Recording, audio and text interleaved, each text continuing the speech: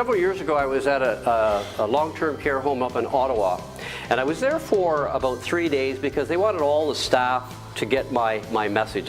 The title of my presentation, you've maybe heard it before, Take This Job and love it, absolutely. And so I was there for 3 days, and I was, giving why to love your job and how it affects your personal life and so on.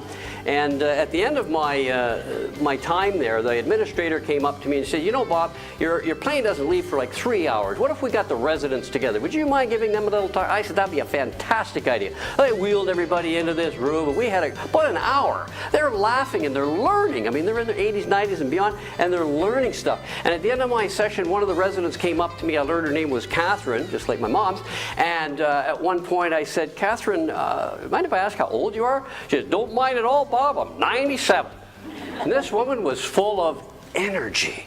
She may not have been jumping the hurdles this weekend, but she had an incredible amount of energy. And at one point I said, "You know, Catherine, the people in this home are so fortunate to have you because you remind them of what life is really all about." And I took off my little amazing pin. I've made these up many years ago. I give away thousands. And I took off my little amazing pin and I pinned it on Catherine's sweater. And Catherine was moved by my gesture to the point that 3 weeks later I got a handwritten letter in the mail. For those young people here, let me explain a handwritten letter. And you see, in the olden days, you never throw out a handwritten letter that expresses someone's gratitude for you, or to point out that you're important or that you're amazing in some way. I still have Catherine's letter. By the way, 4 years later, the administrator of that home called me up and said, "Bob, we've got a lot of change going on here. We got a lot of new people. Morale isn't where it should be. We need to have you come back." And I sheepishly asked the woman, "Is Catherine still there?" She said, "Bob, she's 101 and she's the head of our residence committee." See, this is what Catherine knew. Catherine knew that life is about making a difference all your life.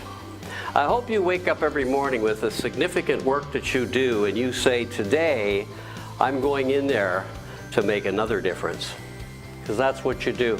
And the more you impart that to the other people and the other roles they have where you are, I'll tell you, it is huge. Because making a difference is what allows you to get through the tough stuff.